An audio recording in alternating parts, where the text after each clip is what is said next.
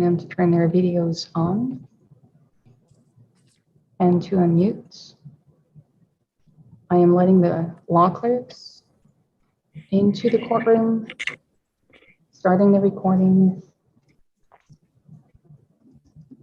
and letting IT know we can start. Yeah, go ahead. Oh yay, oh yay, oh yay. All persons having business before the Honorable, the United States Court of Appeals for the District of Columbia Circuit are admonished to draw near and give their attention, for the court is now sitting. God save the United States and this honorable court. Case number 20-5337, Federal Express Corporation, appellant versus United States Department of Commerce, et al. Mr. MacArthur for the appellant, Mr. Aguilar for the appellees. Counsel, before you begin, our timer is not working, so I'm afraid I'm going to have to interrupt you to let you know 2 minutes left and time is up and so forth, but it may come back on. So Mr. MacArthur, if you would begin. Thank you, Judge Henderson, and may it please the court. This case presents a straightforward question of statutory interpretation. Did Congress, in the Export Control Reform Act, impose strict liability on innocent intermediaries like common carriers who unwittingly facilitate a third person's export violation? The answer to that question clearly is no. Two interpretive principles in particular are decisive. Indeed, I would say that they are independently decisive here. The first is that when Congress uses terms of art that have a long settled meaning, those terms are presumed to mean what they've always meant. The second is that statutes should not be construed to contradict themselves, or as the Supreme Court put it in Bennett versus Speer, to emasculate an entire section. The first principle here, I think, goes to how you would read subsection B if you were considering it standing alone. And the second goes to how subsection B should be understood in light of subsection E, which expressly requires knowledge before liability can attach to transporting regulated items. Both principles point in the same direction here, with the result being that statutory text and structure powerfully combine to confirm that Congress did not impose strict liability on innocent intermediaries. So I'll say a few words about.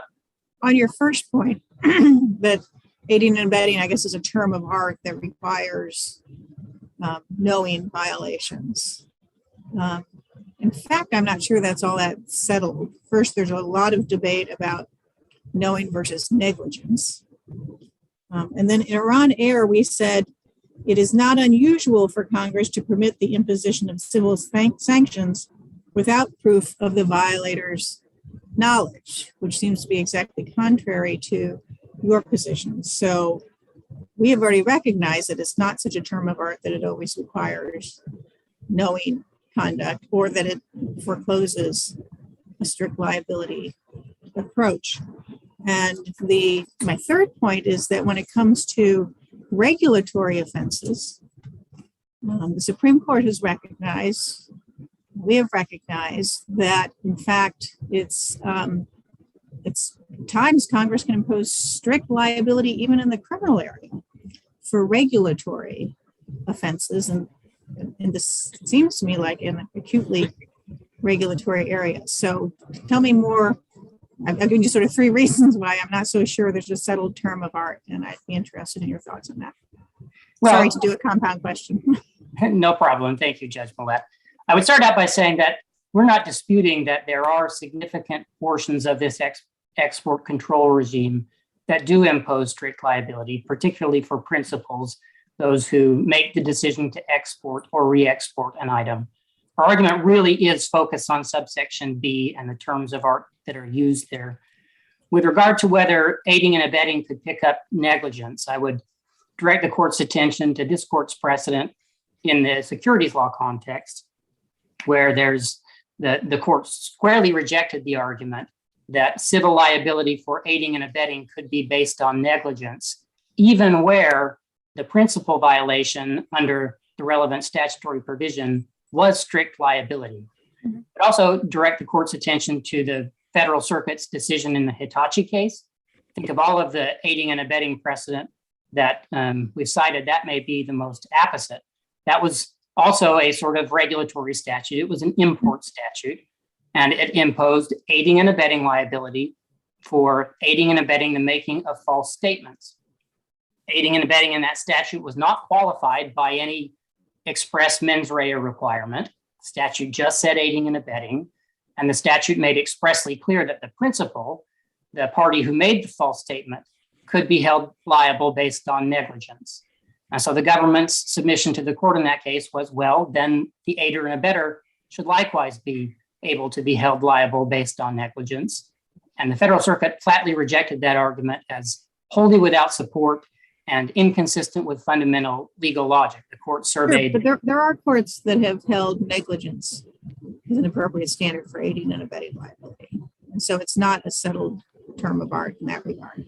I have not seen those decisions, Judge Millett, and certainly the government on the other side did not cite any of them.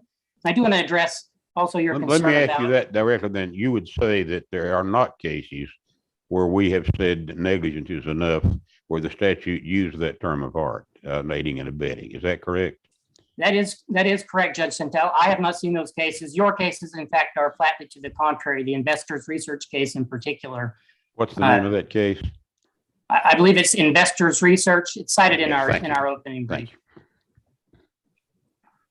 I do want to address your concern, Judge Millett, about Iran Air, because I do think that with respect to the issue that's presented in our case, Iran Air really is a red herring. Our case presents a question of first impression, both because there's a new statute that didn't exist at the time of Iran Air, and because it's a new issue that wasn't addressed in Iran Air, namely the liability of an innocent intermediary. Well, so, just to back up, before you go on that, there's a new statute, but the language that the statute took is drawn directly from and identical to the regulation at issue in Iran Air, is it not? That is correct. And so it's interpreting the same language. It is the same language of the regulation. But critically, Judge Millett, first point, Iran Air didn't address anything about aiding and abetting. Aiding and abetting was a theory that had not been charged in that case. So the court says nothing about aiding and abetting, nothing about whether that can be strict liability. It did interpret the word cause, which is in the exact same provision that you say that provision requires a knowing mens rea. It did. I think the fairest reading of that opinion is the court accepted the agency's strict liability reading of cause in the regulation. But even if you assume that causing liability is strict, that does not get the government over the finish line here, because our fundamental submission about causing liability is separate and apart from mens rea. Our point is that the acts of transporting, transferring, forwarding, the things that a common carrier does are not the sort of acts to begin with that causing liability picks up. And that's because, number one, causing liability, just like aiding and abetting, is a term of art with a long settled historical meaning that has never been understood to pick up intermediaries. I think even apart from that sort of term of art understanding, that is the most natural reading of the statutory language here, which talks about causing the doing of a prohibited act. It is at best quite unnatural to say that when FedEx transports packages for its customers, it causes its customers to do something.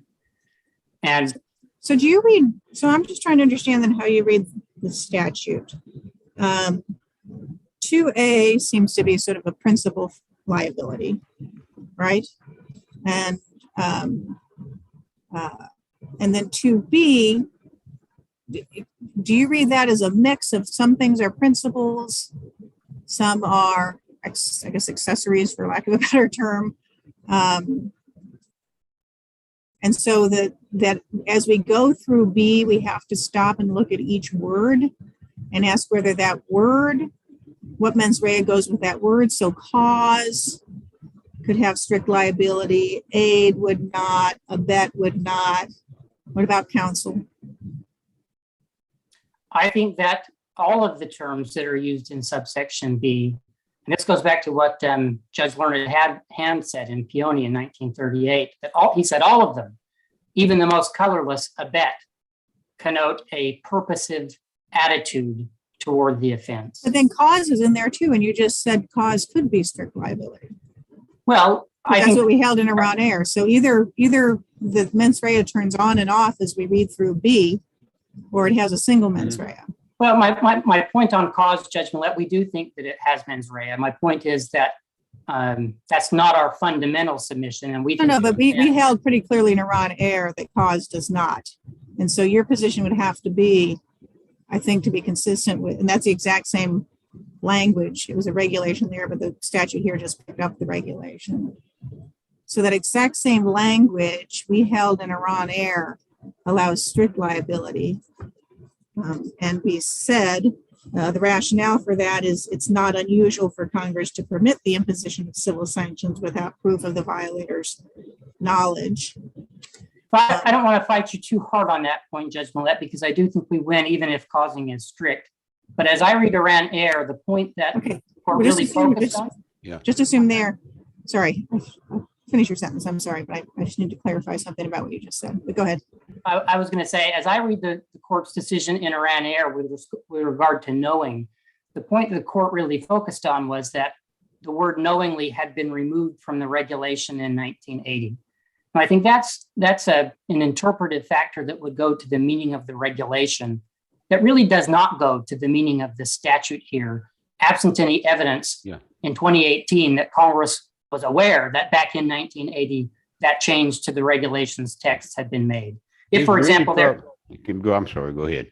I was just going to say, Judge Sentelle, that if, for example, there had been a prior version of this statute that said knowingly, and Congress amended that to delete the word, then there would be a conversation about what inference to draw from that. I think you would still have to ask, was it dropped to create strict liability, or was it dropped because Congress determined that express mens rea requirement wasn't necessary? In any event, do you see any necessary problem with the prospect that a different mens rea would apply to cause and to aiding and abetting? I do not. I think that if you the turn on and off, as Judge Millett suggested, is that any problem, you think?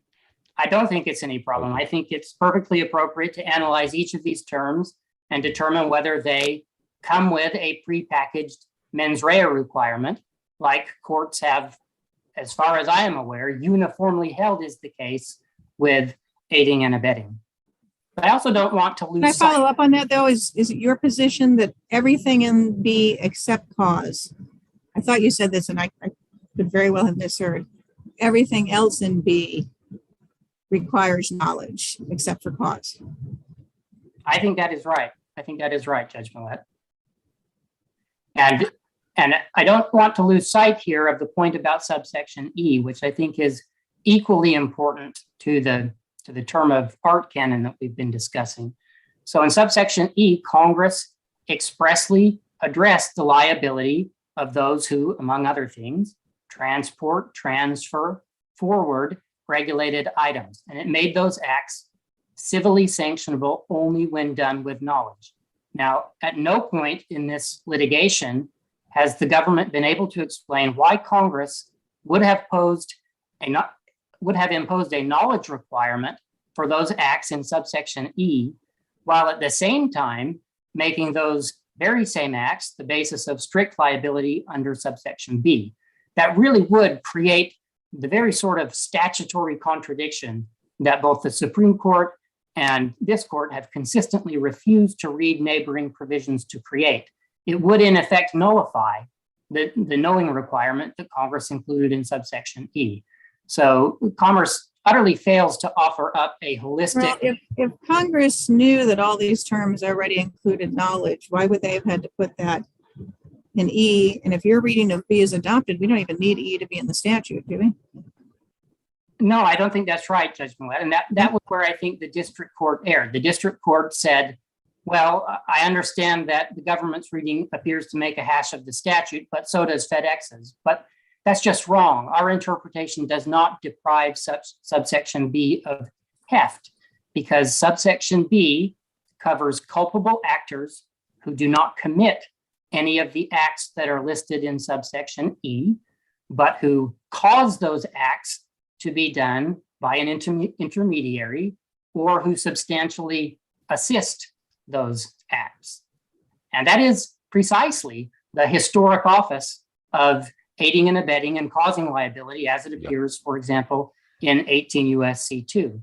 So we have a situation where our reading alone harmonizes the statute. And what I find really remarkable about this case is that the government doesn't really engage at all on the level of text and structure of the statute. They put all of their eggs in the basket of the ratification canon, but the ratification canon doesn't allow you to skip over text and structure in the way that the government has done here. The Supreme Court has been quite clear about that in the Brown versus Gardner case, and last term in the BP case. The court has consistently held that even when the government is making a ratification argument, as in any other statutory interpretation case, you begin with text and structure, and if they supply a clear answer, that is the end of the matter. But even if you get sort of there's still another issue here, because it's not just ratification, right? Congress in 4826A sort of adopted expressly, this isn't an implied ratification, expressly adopted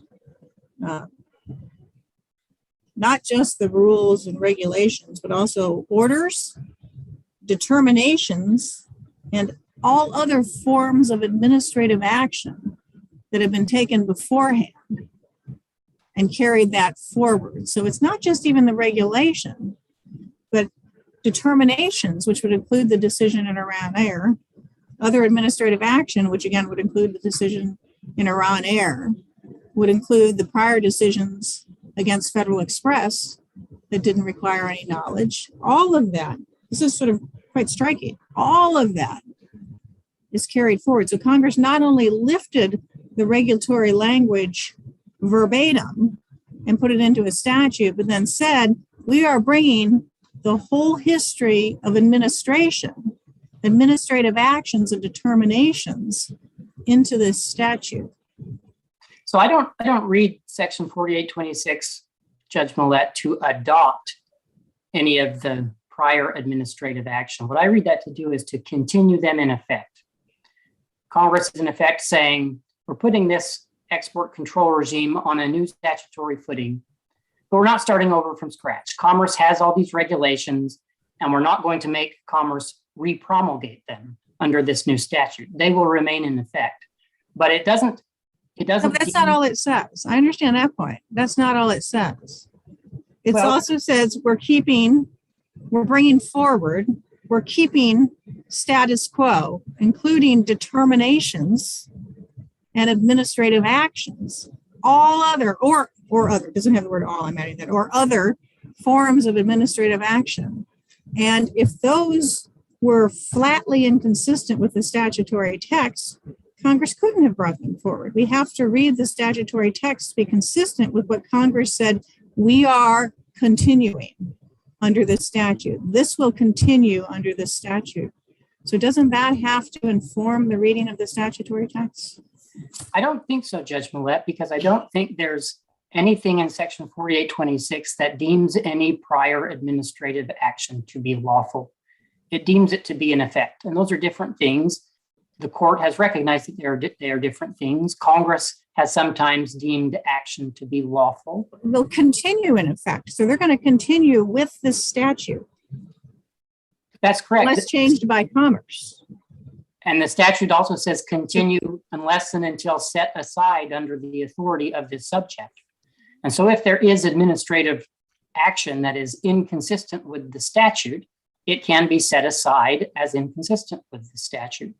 And I really chose to carry all this. I mean, I just thought it was rather unusual that Congress went that in depth into the statutory, the regulatory process, and carried it forward and said this will continue in effect side by side with our statutory language.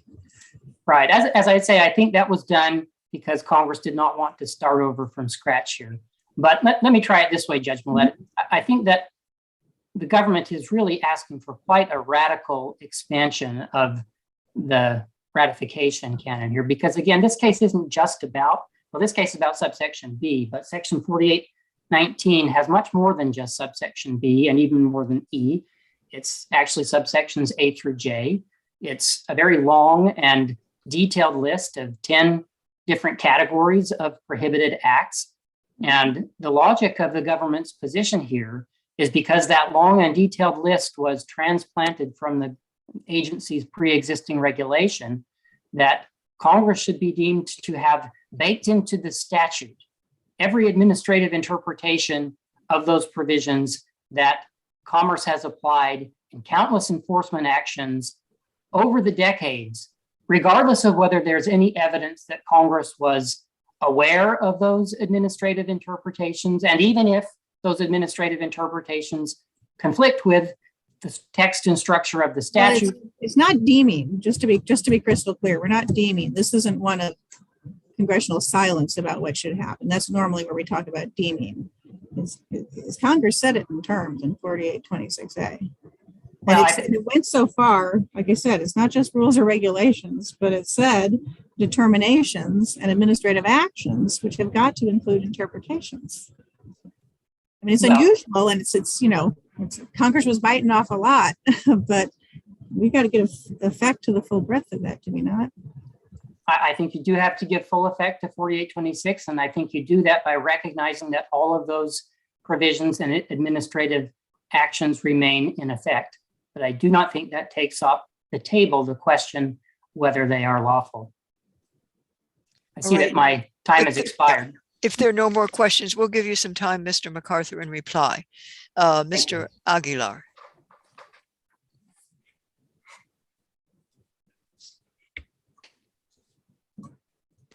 You need to turn on your. I apologize. Yeah, I apologize, Your Honor. Sorry about that. Okay. May it please the court, Daniel Aguilar for the federal defendants. FedEx has brought this case not to challenge a particular enforcement action or to challenge the promulgation of a particular rule, but to seek non-statutory review of the Department of Commerce's longstanding export controls as ultra vires. The district court correctly rejected that claim on the merits, and this court should affirm. So what do you say to the proposition that aiding and abetting is a term of art which has traditionally involved consent or a mens rea of that sort? That may be the case in other contexts, Your Honor, but I think that this court's unanimous opinion in Iran Air, which at page 1256 quoted the version of this regulation as it stood at the time, materially identical to how it stands today, materially identical to the version of the statute that Congress passed, said, this could be read either way. It could be read to have a knowing interpretation, or it could be read to impose strict liability. Did that case actually construe the language of aiding and abetting?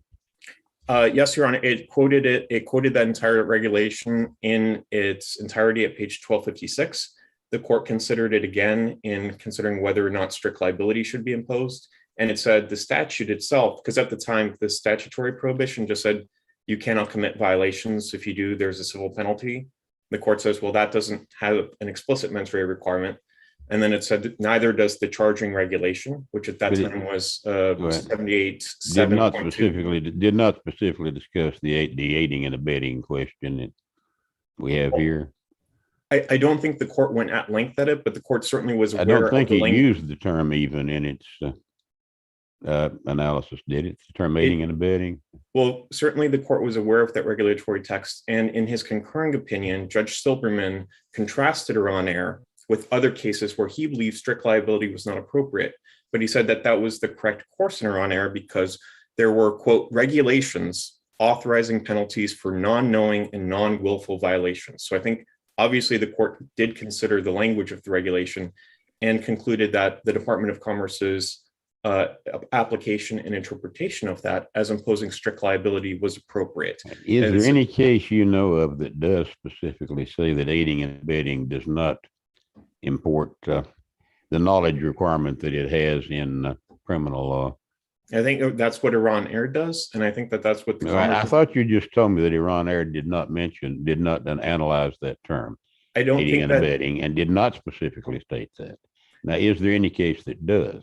Your Honor, I think Iran Air clearly considered that language. Leave Iran out for a moment. Forget Iran Air is there. Is there any other case you can give me that does specifically take those terms, aiding and abetting, and analyze them in a way that does not require knowledge or similar mens rea?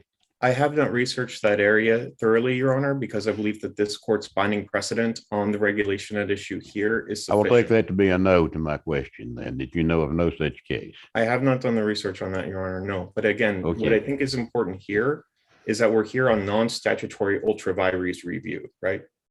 Congress prohibited APA review of the Department of Commerce's actions in this area, except for cases of enforcement actions. And there it said, when you receive an adverse order under a particular enforcement action, you can have APA review. And there were enforcement actions against FedEx. It settled those cases. And then it brought this on non-statutory review, essentially under the Leadham versus Kind standard. Yeah. What this court has repeatedly held is that under that kind of action, merely having a disagreement about law is insufficient to prevail on the merits. What there has to be is a patent misconstruction of the act, or where the agency has disregarded a specific and unambiguous statutory directive.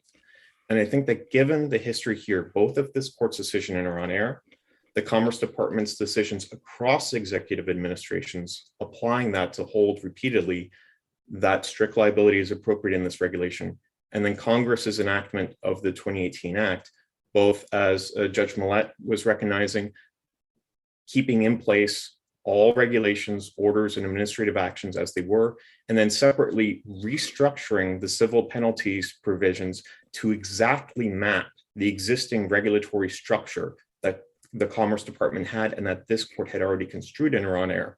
It's hard against that backdrop to argue that the application of strict liability in that context is so far beyond the pale as to satisfy ultra vires review. Now, this court, in fact, has recognized, at least in partial response to Judge Sentelle's question, this court said, recognized in Halberstam that it's an open question whether aiding and abetting requires knowledge or some lesser standard. I did not talk about strict liability, but certainly knowledge is not settled law under this circuit's precedent. I believe that's a fair reading, Your Honor. And again, Iran Air made it clear at page 1258 that the court was satisfied that the agency's reading of the regulation as imposing a strict liability standard is a permissible one. And it again noted back in 1993, it noted contemporary commentators, both in law review articles and I think practical guides about how to comply with the export regulations, noted that unknowing violations are not overlooked and that the regulations and statutory structure allow for the imposition of strict liability. And I think it's fair to note that in the district court, FedEx also brought a substantive due process challenge, arguing that there wasn't allowed fair notice of this. And they aren't pressing that again on appeal, particularly because Iran Air said everybody has fair notice of this strict liability standard, and that's been a long-standing occurrence. But again, in the district court, FedEx was pressing this argument on the facial construction of the regulations, that they were just incompatible with the statutory text. They also challenged the interpretation. I think that's the fairest reading of the district court record. I think the district court acknowledged that that could be one of the constructions of the claims. We don't think that that was fairly presented, but if this court wants to go ahead and reach Commerce Department's construction of that, we think that we win on the merits there. So we're not trying to hide the ball on that one, but we are noting that this is a fairly different claim than that which they brought in district court. What do you do? It does seem, the statute specifically talks in subsection E about what FedEx does, right? About transferring, transporting. And for that, it requires a knowing requirement, or a knowing mens rea. And yet under B, you would never have to show that for someone who transfers or transports, because I think anyone who transfers or transports, you could always say either caused or aided and abetted. So tell me how, in particular, as to people who transfer and transport, like FedEx does, it makes any sense to allow that exact activity, transfer, transport, to be stripped of the knowing mens rea if you just charge it under B. Well, I think in this aspect, the statute and the regulations as they existed are intended to just cover the waterfront. It's a belt and suspenders approach that is, again, largely overlapping. Under subsection B, nobody can procure anything that would violate the export tax. It's not that there's some coverage in action. It's that as to these activities, Congress wanted knowledge. So those specific activities, and I know it's a longer list, but for our purposes, we'll talk about transfer, transport. Maybe just transport is really all we need to look at. It's not belt and suspenders to say it requires knowledge if you transport under E, but it doesn't require knowledge if you transport under B. And it's the exact same activity and it's the exact same theory of liability. That's contradiction. That's not belt and suspenders. Right. I disagree that it would be contradiction, Your Honor. I think it allows for multiple theories of a charging violation. And again, this is the regulatory scheme that the Commerce Department had set up itself before Congress codified it. I think it is just saying across the waterfront, we don't want people violating the export laws. And I think that you can make a charging decision under E where there's knowing violations. And here, again, the violations that FedEx was charged with at the outset in the other underlying settlement agreements, right, were shipping items to Syria, which was under a general embargo that required a license to ship anything to Syria. It was shipping $10,000 worth of manufacturing equipment for an electronic microscope to a Pakistani nuclear facility, which was on the entities list. It was shipping 53 items to Aerotechnique France, which was on the entities list for helping around shipping a form of transporting? Yes, Your Honor, I believe, yes, that's what we've done in causing the export violation as well under B. And so in these instances, knowledge, as the Commerce Department's regulations, and I think as Congress itself recognizes, are appropriately considered at the back end about what the particular kind of remedy should be or sanction. In some cases, it wouldn't be under the back end if you charged them under E. You would actually have to prove it for liability. That's true. And if they've also done something that is permitted under B, you could have it on the back end as well there. I'm just saying that even under B, knowledge isn't insignificant. It's still going to be considered by the agency. If, for example, I think they give the example of a taxi driver who is helping, there's a passenger in the back seat with a prohibited item and they're helping them get to the airport or something. In that circumstances, yes, there may be a violation, but both one, a civil penalty in that case may very well not be appropriate. And two, on the decision about whether even to bring an enforcement action against there, right? Are you actually going to be deterring anybody from future violations of the export laws? Still rather hard to see why, if the statutes don't have any difference, you have both sections of the statute. And if you use the same standard with respect to knowing or innocent action, why do you have the separate statutes? I'm lost on that. I think it's just again, these came from the Commerce Department's initial promulgation. And I think it's the Commerce Why did the Commerce Department initially promulgate the two if there was no difference in that respect? Right. And I think that the regulatory history here goes back some decades. I don't have a comprehensive analysis of it here, but I think it is to ensure that there are not violations of the export laws in any conceivable way. And to the extent that the canon against surplusage gives the court pause here. That's what I'm asking you about, essentially, as the canon against surplusage. So I'd point to this court's decision in Great Lakes CommNet versus FCC, which we cited in our brief. And there the claim was that the particular regulatory definition for who's a competitive local exchange carrier under the Phone Act would just apply to everybody, every exchange carrier, and it would just be surplusage. And this court rejected the invocation of the canon there because it explained where the text and the history of the regulation makes its meaning clear. The canon against surplusage cannot dictate a different interpretation. So I think both looking to the text, which this court recognized doesn't require knowledge, nor does it compel strict liability, but then to the history of that regulation. In Iran Air, the court went at lengths to describe the interaction between the ALJ and the undersecretary about whether strict liability was permitted under the regulation or whether knowledge was required. The Commerce Department's repeated invocations of the regulation here to provide for strict liability, and Congress's actions approving all of the existing regulations, codifying the regulations into statute, and no indication that Congress was at all dissatisfied with the Commerce Department's invocations of strict liability or this court's decisions. I think all of that demonstrates that at a minimum, the Commerce Department's interpretation and application of the strict liability regime here is colorable and not a patent violation of the congressional authorization in the Export Control Reform Act. And that's the standard that they have to meet for non-statutory ultra vires review.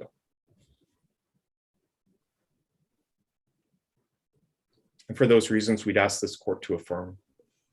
All right, thank you. Mr. MacArthur, why don't you take 2 minutes and also answer any questions? Thank you, Judge Henderson. I'd just like to start out by emphasizing what we did not just hear, and that's what we've not heard from the government throughout this case.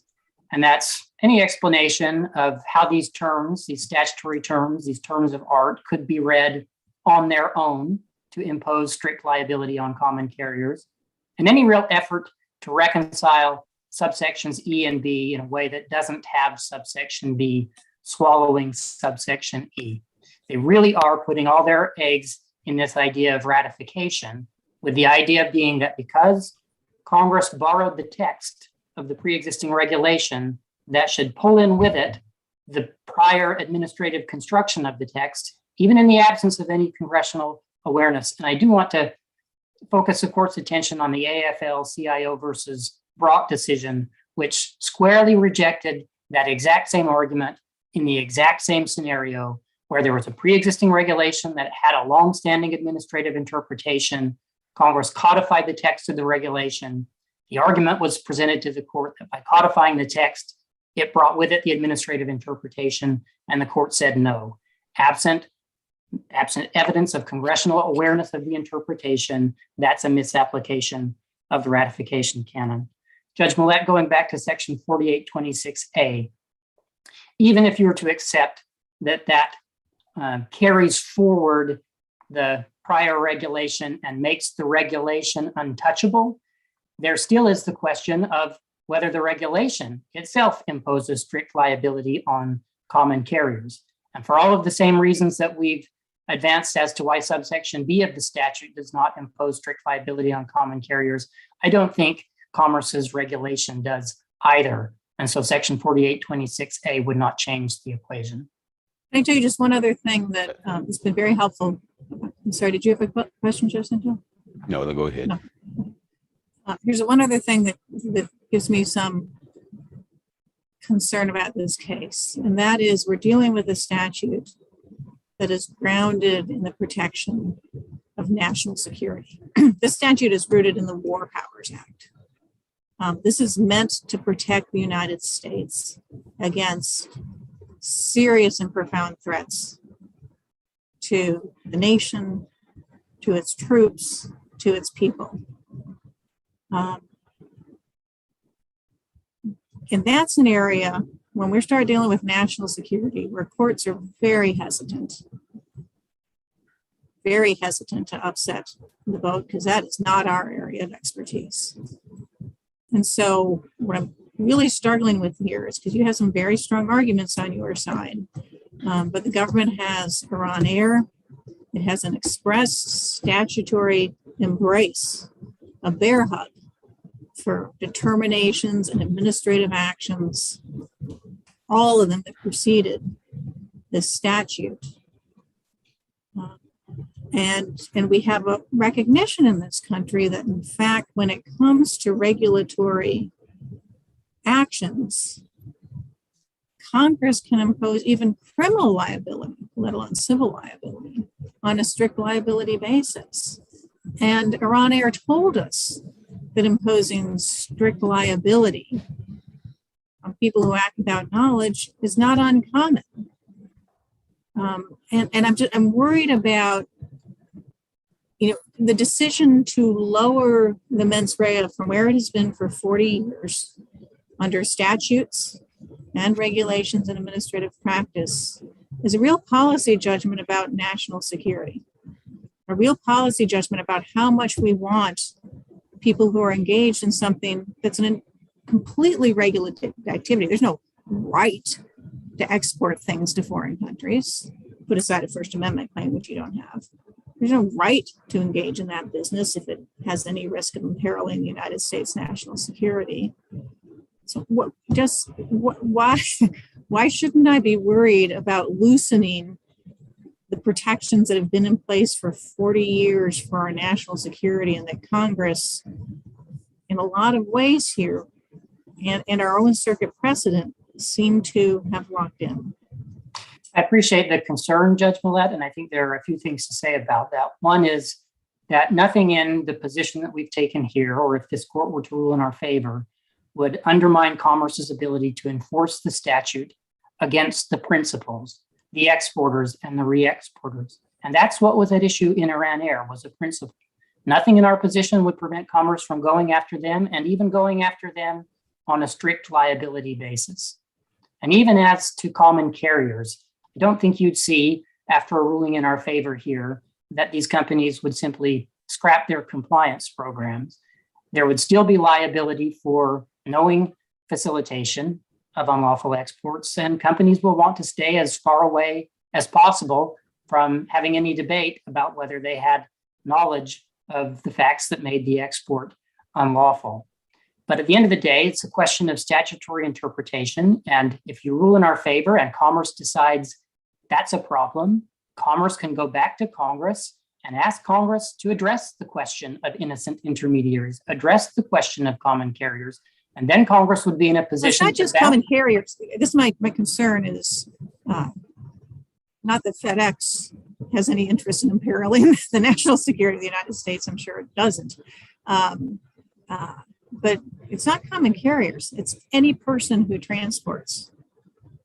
Any person. And there are all kinds of individuals and smaller organizations, fly-by-night organizations that engage in all kinds of unfortunate activities. And we would be loosening our statutory protections as to everybody who transports.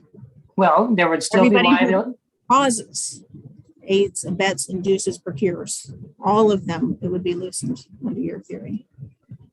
That is correct, insofar as they could not be held strictly liable, but there still would be liability for knowing violations, and Commerce could always, there will always be a principle, and Commerce can always. They may not always be able to be found and regulated by the government. Well, this is national security. That's where you really do want belt and suspenders. And this is where we would like to see Congress truly grapple with this problem and weigh the competing interests, because there is a significant interest on the other side, and that's the interest in not imposing harsh administrative civil penalties on companies that are entirely innocent and that are doing their level best to avoid facilitating unlawful exports. All right. Thank you, gentlemen. Madam Clerk, if you'd call the next case.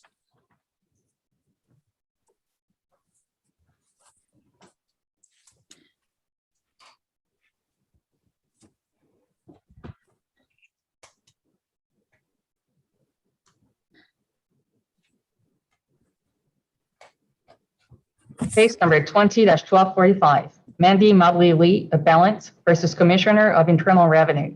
Ms. Li for the appellant, Mr. John Choi for the appellee, Mr. Manas, amicus curiae. Ms. Li, please proceed. Thank you, Judge Henderson. May it please the court. This is a case of an abuse of discretion. I humbly request that this court review the tax court's decision to grant opposing counsel's motion for summary judgment. Both opposing counsel and amicus have raised jurisdictional concerns. However, jurisdiction is not a barrier preventing this court from hearing the merits of this case. Therefore, when this court has been satisfied that no jurisdictional issue exists, I request that we proceed to the merits of this case.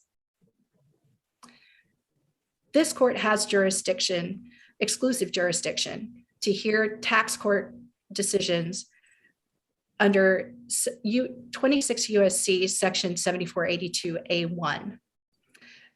This jurisdiction allows this court to review cases that are grants of summary judgment, which is what we have here.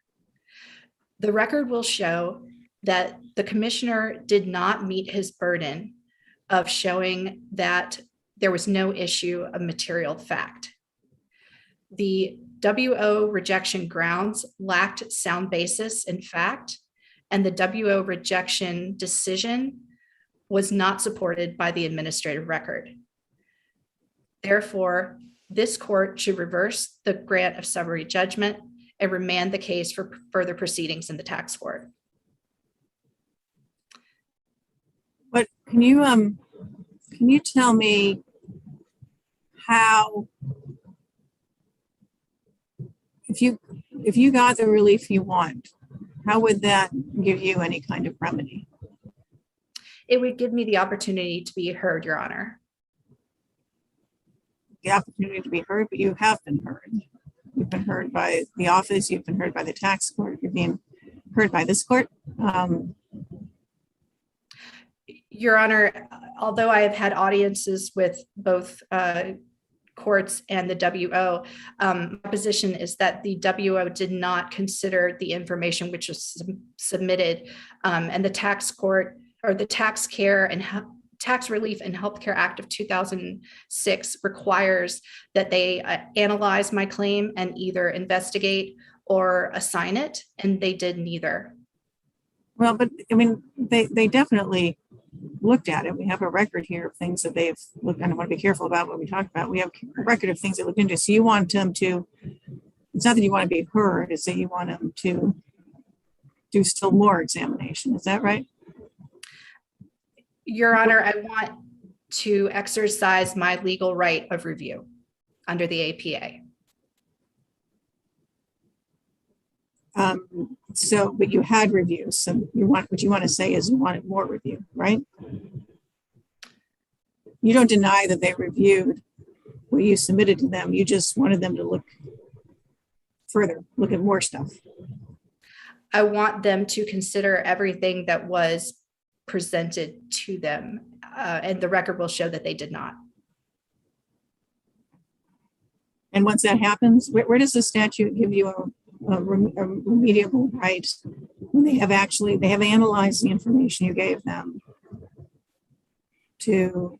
for a court to dictate sort of the contours of the examination? Because normally that's sort of enforcement stuff is discretionary with the executive branch. Yes, Judge Millett, discretionary decisions are unreviewable. However, and that is something that I believe opposing counsel did raise. That is not the situation in this case. For example, the commissioner could have issued a $1 reward, and I would not have a legal remedy to ask the tax court to review that award. But that is not the case here. Are you claiming a right? Are you claiming that your injury is that you didn't get an award? No, Your Honor.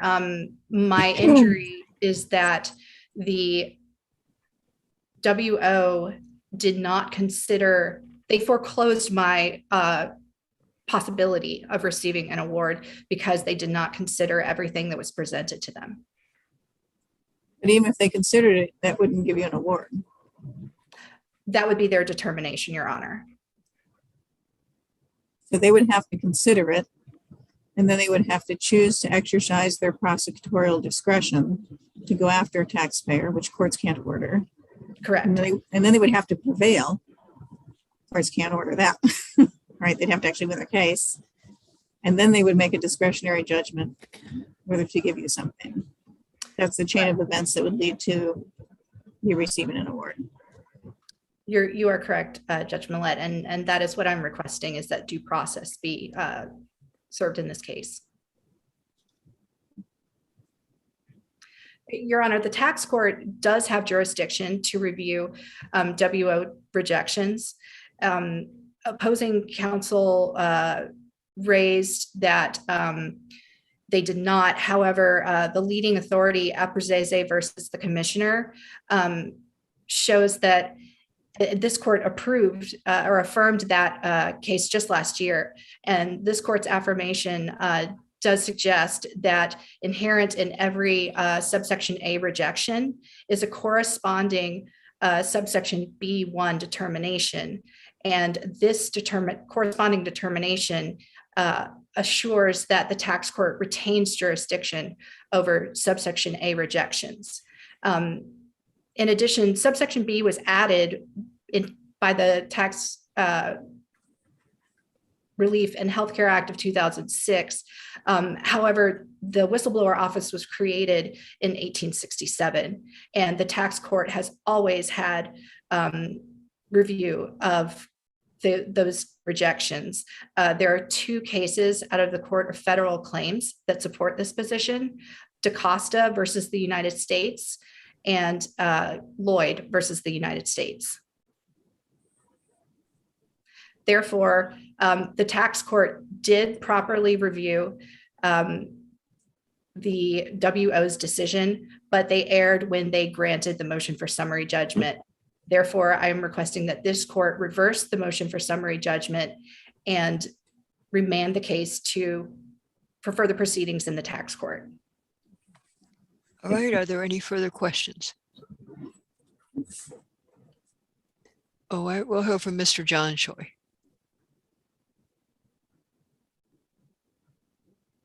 Good morning. May it please the court. My name is Matthew John Choi, and I represent the appellee, the Commissioner of the Internal Revenue Service. I'll just start briefly by addressing some of the points raised. I think the record reflects that all of the materials submitted were reviewed, but the WBO, in its discretion over the evaluation and investigation, decided not to go beyond those materials, and it has no obligation to do so. There was no action initiated, which also means there was no attempt to collect proceeds, which means there can be no award, and there's then no award to be reviewed. Sort of getting to the jurisdictional issue, after initial briefing, this court appointed an amicus, and amicus submitted a brief indicating that the tax court lacked jurisdiction. Having reviewed amicus's briefing and also reevaluating the language of the statute, the government changed its view and now argues the tax court did not have jurisdiction to review the whistleblower office's decision regarding appellant's claim. And just to briefly summarize, the amicus opined the tax court lacked jurisdiction over pre-action or threshold rejections because such initial rejections were not award determinations. And for them to be an award determination, there would at least need to have been an action taken against the target taxpayer and proceeds collected. Only then would you have an award determination under B1 through 3 that could be reviewed under B4. And B4 is the section of the statute that includes the grant of jurisdiction. The government, while agreeing with amicus, has put forward as its primary argument that this court should find that the requirements in B5 are jurisdictional. This argument complements amicus's argument, but it's not based on it. And so we think the two stand side by side and on their own. So B5 sets forth some threshold requirements that must be met for all of subsection B to apply, which means that the jurisdictional grant in B4 is limited by B5 and wouldn't apply in cases where the threshold requirements are not met. Similarly, there's how no. Does that make, but how do we know then? I'm sorry, finish your sentence. I was just going to say that similarly, there's no non-discretionary awards where the B5 requirements aren't met. All of subsection B is knocked out. That doesn't make B5 jurisdictional, right? It could just be a claims processing rule. Well, Your Honor, we think it is jurisdictional Because that is B5 clearly applies to B4. And B4 has no application where the threshold requirements in B5 are not met. Well, I know, but there are, this isn't the only statute in the U.S. Code that has a lot of sections, including one on jurisdiction and then another later on that's in that same list of subsections says, here's something that applies to this entire provision.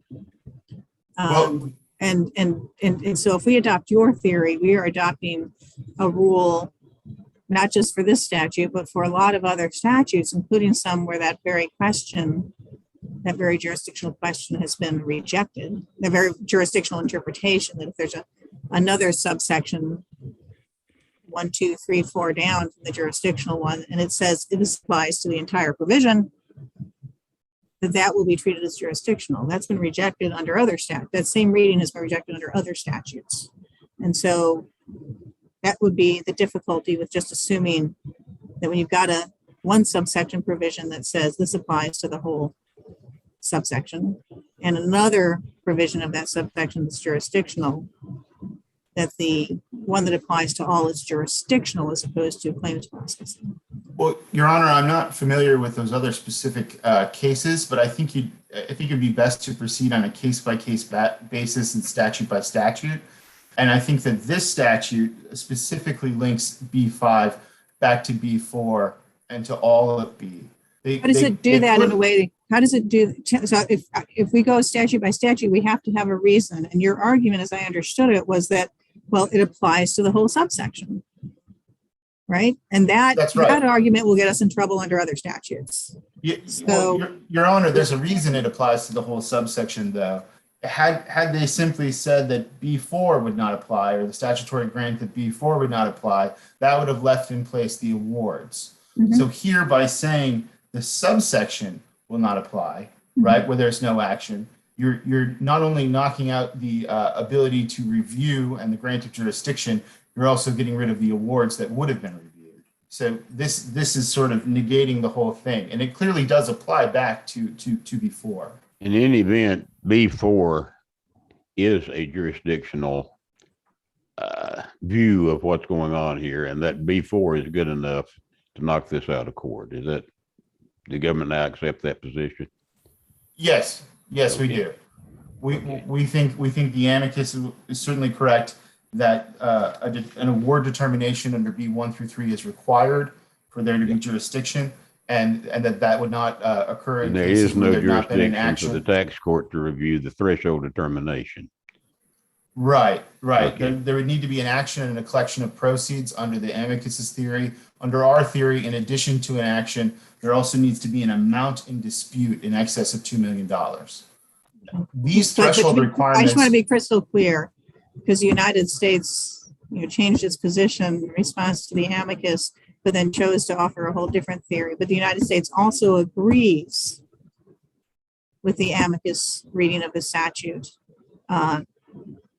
reading of B4 as requiring the type of determination. I mean, it's only to review how much money you were given or not given under the preceding 3 sections. You don't disagree with that? I want to be No.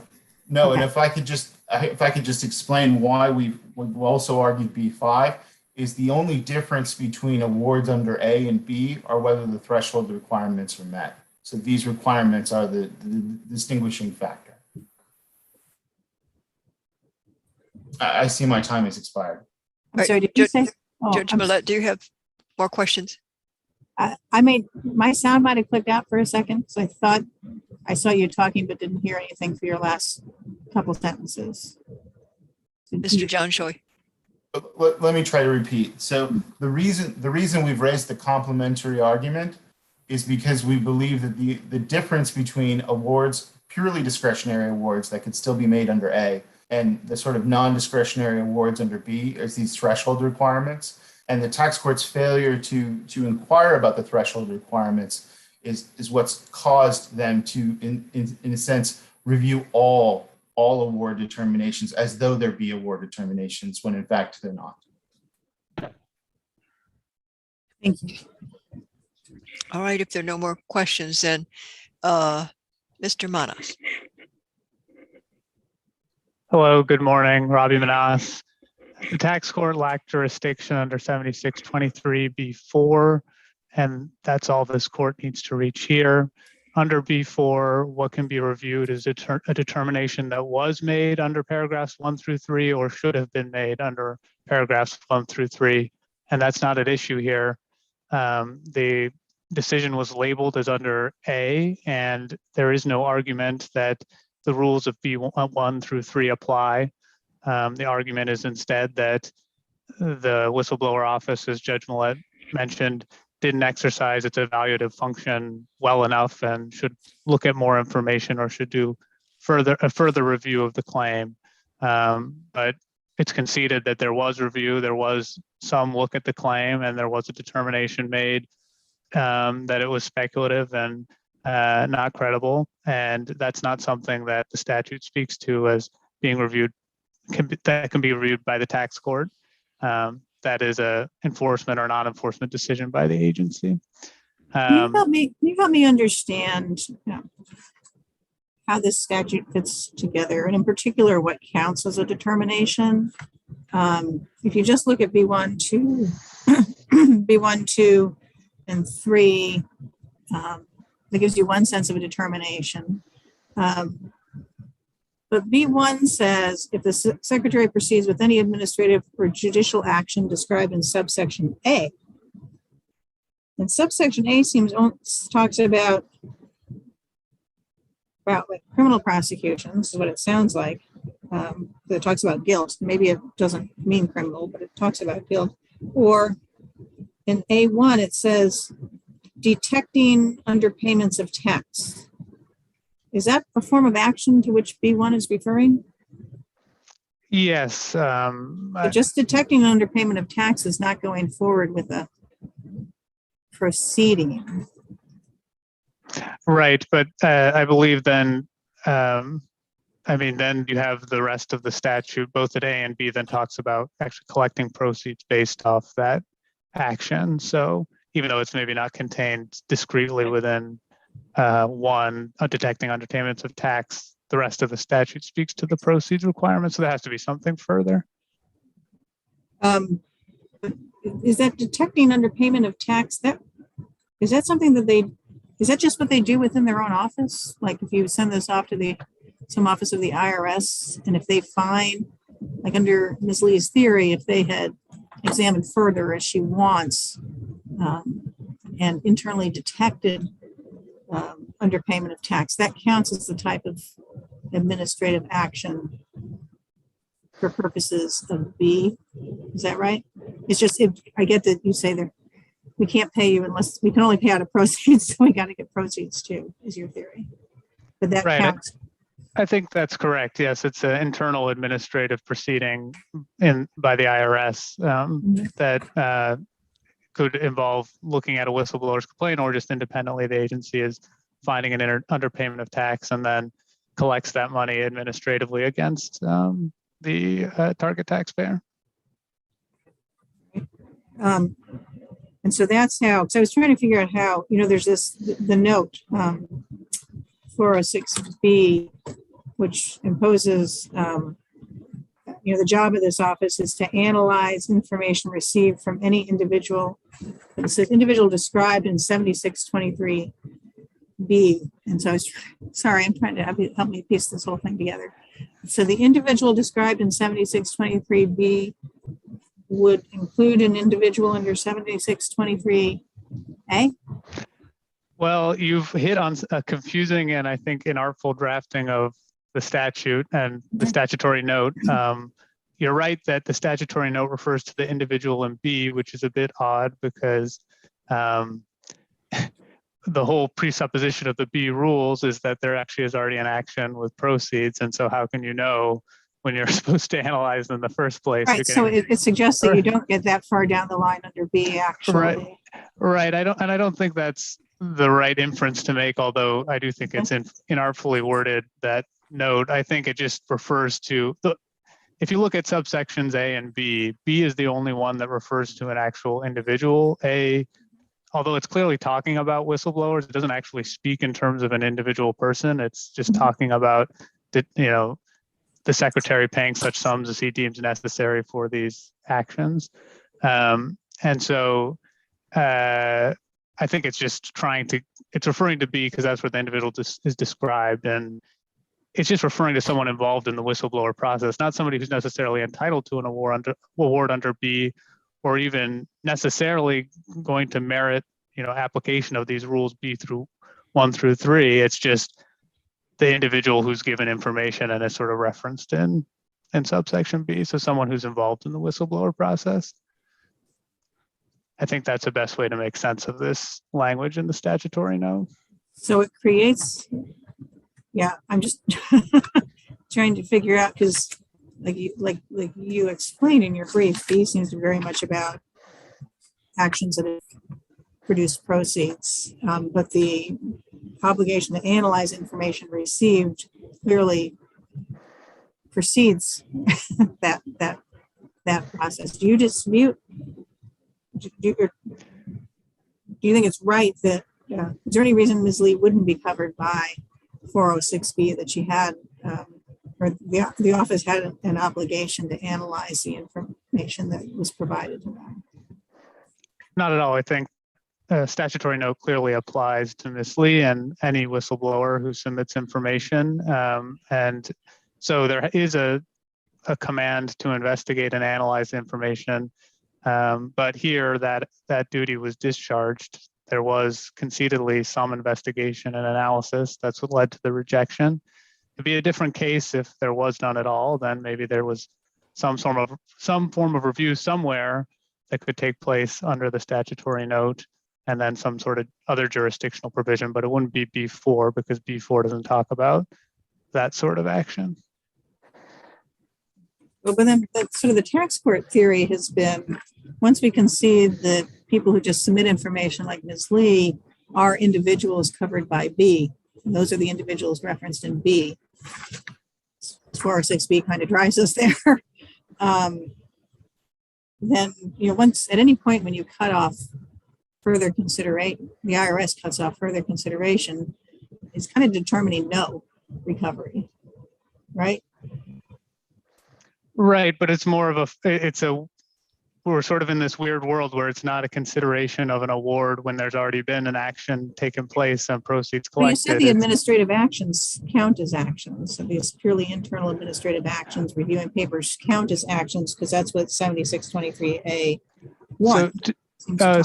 So to be clear on that point, I do think that's right, but my understanding is that the IRS has regulations defining what an action is, and it's not just any. There has to be actually a formal sort of administrative detection of underpayments against the target taxpayer. It's not merely enough just to look at the whistleblower's claim. And so that would look like a letter to the taxpayer, or an audit of the taxpayer. I believe so. I'm not exactly sure what form it would take, but there would be some sort of formal sort of action against the target taxpayer himself or herself.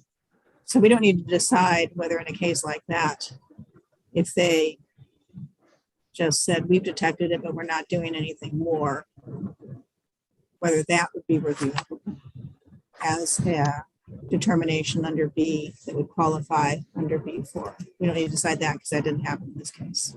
Certainly, this court can just rest on the fact that there's no action whatsoever and leave for another day any further questions about whether there also needs to be proceeds or anything else, or this B5 question of these threshold monetary amounts. There is no action here, and that's enough to end the jurisdictional inquiry. All right, any more questions?